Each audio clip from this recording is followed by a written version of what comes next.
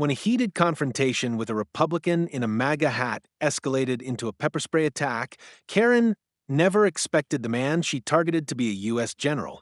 What followed was a lesson in respect, authority, and the consequences of underestimating someone. The environment was undeniably tense, charged with political fervor and divided opinions. In this climate, individuals on both sides of the political spectrum often felt emboldened, ready to voice their opinions in public spaces. Karen, a woman whose strong beliefs had led her to become vocal and confrontational in recent years, found herself particularly agitated on that day. She had always been outspoken about her views, particularly when it came to her disdain for certain political ideologies. In her mind, there was no room for compromise, the lines were clearly drawn, and she saw herself as a warrior in a battle of ideals. On this particular occasion, Karen found herself in the midst of a bustling public space filled with people from various backgrounds, each likely carrying their own views and opinions. As she walked through the crowd, her attention was drawn to a man wearing a MAGA hat, the red cap emblazoned with the slogan that had become a symbol for a significant portion of the American political right.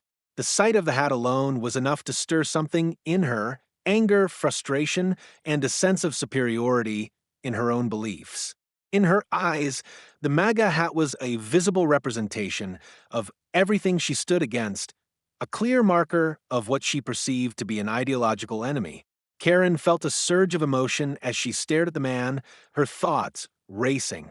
She had encountered people with opposing views before, but something about this man's appearance, the hat, the way he stood with a certain confidence, triggered an intense reaction in her. It was as though the very presence of the hat was an affront to her beliefs, and she couldn't bear the thought of letting such an encounter pass without some sort of confrontation. For Karen, this wasn't just a matter of disagreeing with someone. It felt personal, as though the man was a representative of everything she was fighting against. Her frustration only grew as she walked closer, the feeling of righteous indignation consuming her. In that moment, she made a decision that would ultimately change everything. She approached the man, her mind already made up. She would confront him. She would challenge him, make him see how wrong his beliefs were. It wasn't just about exchanging ideas. It was about asserting her own moral superiority, about showing him that his views had no place in the world she believed in. The words that had been simmering in her mind now spilled out, laced with anger and a sense of entitlement. She felt she had every right to speak her mind, and she assumed that her righteousness would easily overpower whatever counterarguments he might present. The man, taken aback at first, didn't immediately respond with anger. Instead, he looked at Karen with a calm, measured expression. He had clearly heard similar complaints before, likely brushed off countless attempts to engage with people who disagreed with him. Yet, there was something different about this encounter. The woman in front of him wasn't merely expressing a difference of opinion. Her words were sharp, cutting, almost as though she were personally offended by his mere existence in that space. For him, it was a familiar situation, but with an unfamiliar level of aggression. As the conversation continued, the air between them grew thicker. What started as a verbal exchange quickly escalated into something far more charged. The two were no longer just exchanging opinions. They were at an impasse, each unwilling to yield even an inch. Karen, feeling her frustration rise to a boiling point, became increasingly agitated. In her mind, the conversation was no longer about understanding the other side. It was about winning, about proving her point beyond a shadow of a doubt.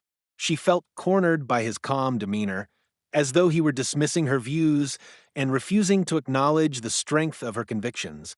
Her anger began to cloud her judgment. The exchange had moved past the point of reason. She felt as though her words, her protests, were not having the impact she expected. In her mind, the only way to force a resolution was to take control of the situation. It wasn't enough to argue. She needed to silence him, to make him understand that his perspective was wrong. The thought of backing down, of letting the conversation dissolve without her having the last word, was simply unacceptable to her. She needed to regain her sense of power, her sense of dominance in this verbal struggle. And so, in a split-second decision, Karen made an impulsive choice. She reached for the pepper spray in her bag, a small canister that she kept for personal safety, but had never intended to use in a confrontation like this. It was meant to be a precaution, not a weapon of offense. But in that moment, it felt like the perfect tool to assert her dominance, to bring an abrupt end to the situation. Her frustration with the man, with his calm, composed demeanor, and with the entire political divide, pushed her to a point of no return. In a flash, the pepper spray was in her hand. She aimed it at the man, a final, desperate act meant to silence him, to take away his ability to argue back. It was a reckless and dangerous decision, one born out of impulse and frustration, with no thought of the consequences. As the spray hit him, the situation shifted drastically. What had started as a political disagreement, one that could have ended with differing opinions and some discomfort, was now an escalating physical altercation. The environment, once filled with the tension of differing viewpoints, had now transformed into something more intense. The altercation was no longer a mere exchange of words. It was a confrontation in every sense of the word. Karen, driven by anger and a need for control, had crossed a line, one that would have far-reaching implications far beyond that moment. What she had failed to realize, however, was that in her desperation to assert herself, she had inadvertently set the stage for an outcome that no one could have predicted. The reality of the situation hit Karen like a sudden jolt. As the pepper spray made contact, she stood, preparing to walk away victorious, expecting the confrontation to end there. But before she could even turn her back, a new piece of information emerged that completely changed the dynamic of the encounter. The man she had just attacked wasn't just some average Republican supporter, someone she could dismiss as merely an opponent of her views. He wasn't a figure she could easily write off, nor was he someone who could be intimidated by a political clash. The man she had targeted with such aggression was, in fact, a U.S. general, a person with a wealth of authority, experience, and a career dedicated to serving the country. The realization hit Karen with such force that it took her a moment to even process the magnitude of what had just happened. The man she had pepper sprayed wasn't just an average citizen caught in a political disagreement. He was a figure of immense respect, someone who had earned his place through years of leadership and sacrifice. The shock that surged through her was instant, and with it, a flood of realization. She had just assaulted a highly respected military officer, someone with the power and influence to make this situation much more complicated than it already was. As the pieces fell into place, Karen found herself struck with a new sense of fear and understanding. This wasn't a minor political disagreement anymore. This was a direct confrontation with someone who had served at the highest levels, someone with vast training, and someone whose position carried both legal and social weight. The weight of her actions began to sink in deeply. Her impulsive decision to pepper spray this man, driven by the heat of the moment, had far-reaching consequences. She had acted out of frustration, thinking that by using force she could silence him, only to realize she had, in fact, engaged in a much more serious confrontation than she had ever anticipated. The nature of the situation was suddenly much more intense, and Karen was now confronted with the reality of what she had done. The fallout from Karen's impulsive decision unfolded rapidly and with far-reaching consequences. The initial shock of her rash actions soon gave way to the sobering reality that she had crossed a line, one that couldn't be easily erased. The man she had pepper-sprayed, a U.S. general, remained composed in the face of the attack, his demeanor calm and collected. Instead of reacting in anger, he calmly explained how her actions were not just an act of political defiance, but a serious legal offense.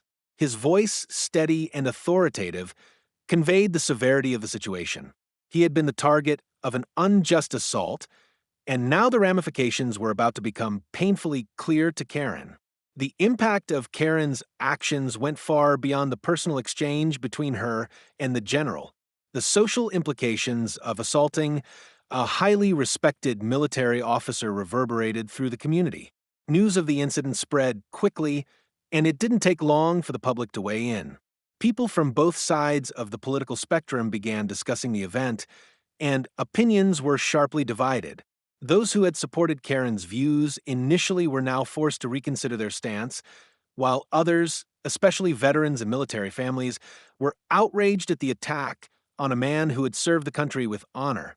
The story quickly became a cautionary tale about the dangers of allowing political frustration to dictate violent actions.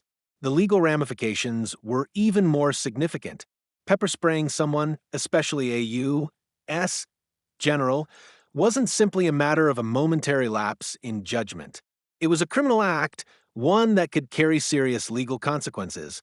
Karen found herself not only facing public backlash, but also the possibility of legal action. Her impulsive decision had exposed her to the risk of criminal charges, and soon the weight of her actions became undeniable.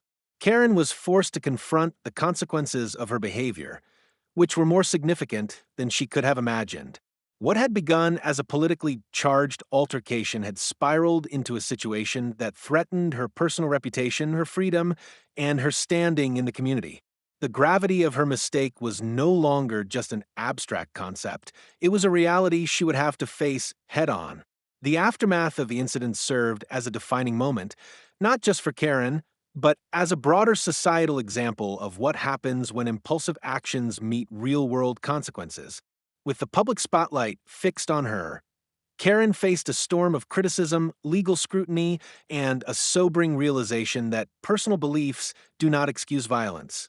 The narrative that once empowered her to act with hostility had now turned against her, and she was no longer seen as a passionate advocate, but rather as a symbol of unchecked aggression and entitlement. The U.S. general, on the other hand, emerged from the situation with his dignity intact, exemplifying restraint and leadership. His refusal to escalate the situation or retaliate emotionally earned him widespread respect. His calm handling of the attack highlighted a stark contrast in character, and many saw in him a lesson in discipline and authority. The story gained national attention, triggering conversations about political polarization, the erosion of civil discourse, and the dangers of turning ideological differences into personal warfare. Karen's social reputation took a sharp downward turn. The same people who once praised her outspokenness began to distance themselves. Public opinion shifted quickly, painting her as a cautionary figure rather than a courageous voice. Online platforms, news outlets, and community groups echoed a unified message: civility must prevail, regardless of differing beliefs. The broader public discourse moved beyond partisan alignment and into a discussion about the value of mutual respect and personal accountability. The consequences she faced, both legally and socially, offered her no escape from reflection. There were no justifications left to hide behind. Her assumptions, fueled by surface-level judgments, had blinded her to the deeper truth of the situation. She had underestimated the man before her, misjudged the moment, and acted without foresight. In doing so, she triggered a chain of events that ultimately left her isolated and humbled. This incident, widely shared and debated, became a lasting reminder that actions taken in anger often lead to regret. Karen's experience underscored a fundamental truth. Assumptions can be dangerous, respect must be earned and given, and consequences are inevitable when boundaries of basic decency are crossed. It was a lesson taught not through lecture, but through the hard reality of her own choices. Think before you act. Subscribe to expect stories for more powerful tales of actions, consequences, and unexpected truths.